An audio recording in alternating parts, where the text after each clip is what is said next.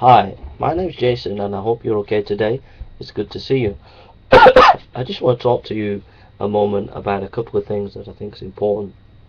First, I want to say that the guy who you're seeing there is not me, but a guy who's reading the Bible. I just want to say to you that the Bible has had an incalculable impact for good on Western civilization.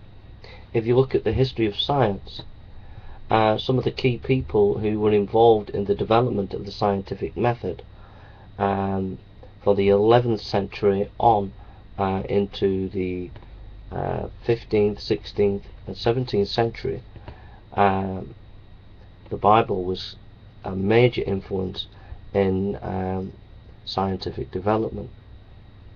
Also, if you look at literature, Western literature, from Chaucer to Shakespeare to Milton to Bunyan to T.S. Eliot, etc., etc., the Bible has had a massive, unbelievable impact. In fact, you can't understand Western literature without understanding the Bible.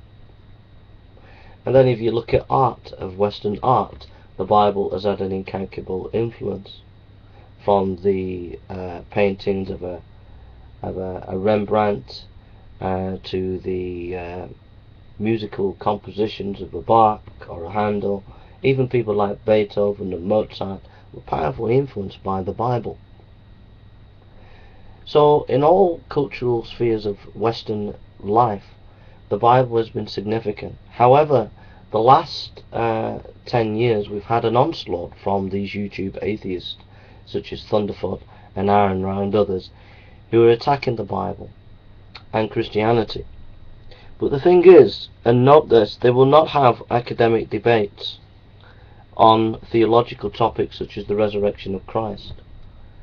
They fear these kind of debates, and instead what they will do is they will make videos claiming that they have given solid evidence for evolution, etc., or make videos, a long series of videos like Thunderf00t has done, which are snappy and a bit quasi clever, with video clips and a few pseudo scientific information, and try to, with this kind of media spin, present a front that they are some kind of really clever people and that they've shown the Bible not to be true.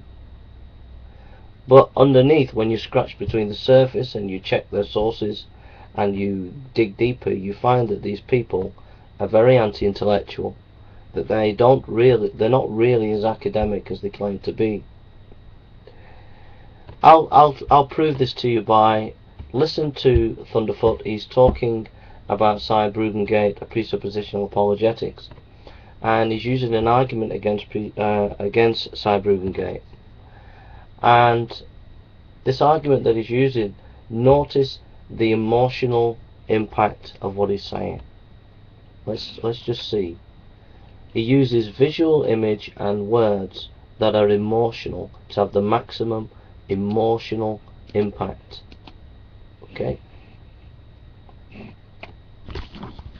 So there's the clip with a girl, and listen to the language and the emotional argument here.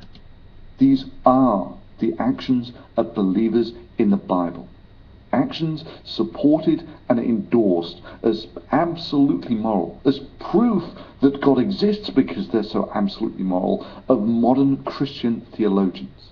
And when the terrified screams of the helpless children being massacred grew less, and eventually silence fell over the bloodbath, good, God-fearing men, full in the knowledge that whatever God said was just, with a smile on their face and a tune in their heart that they had delivered this infinite good to so many children, wiped to kill a 10-year-old girl for God. Terrified 10-year-old, shaking with fear at the blood-curdling screams of the other children being slaughtered, begging for her life, pleading to be spared, tears streaming down her cheeks, pleading not to be killed like her tears, screaming, pleading, mom and dad, as mommy and daddy. It's all heart-wrenching stuff. blood drip from your sword. A child sobbing that I just want to live. Now, current leading Christian theologians... And then he goes on to say that this is the kind of thing that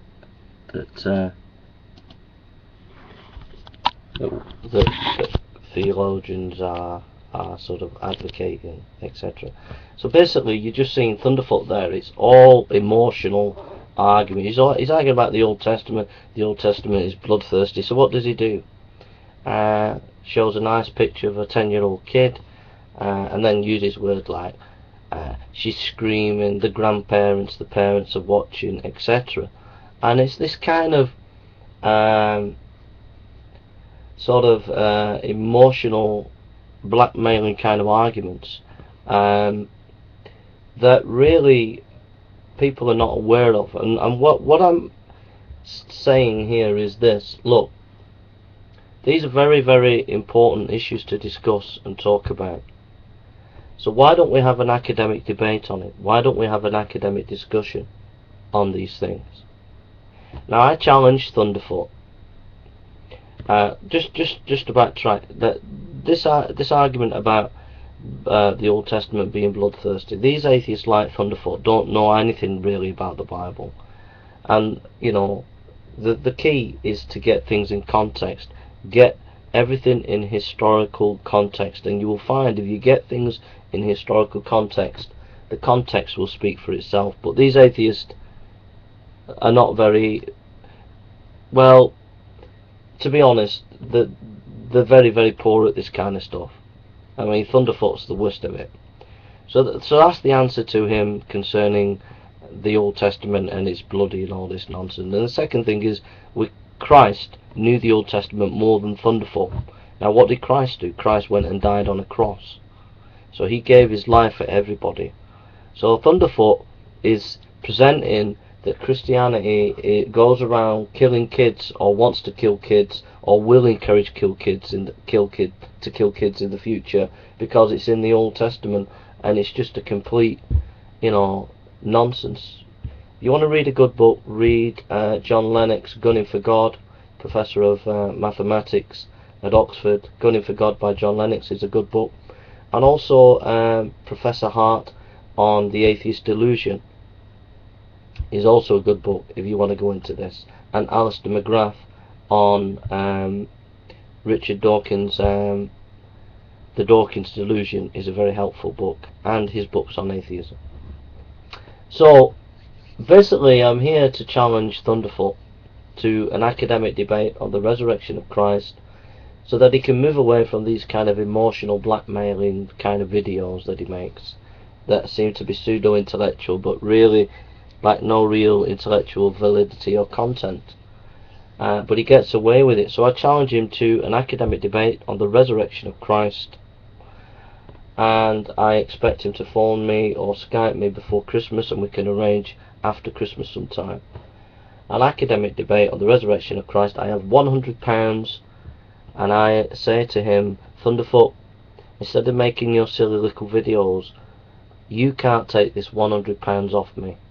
If you beat me in an academic debate on the resurrection of Christ, you can take the £100 off me and donate it to a charity of your choice.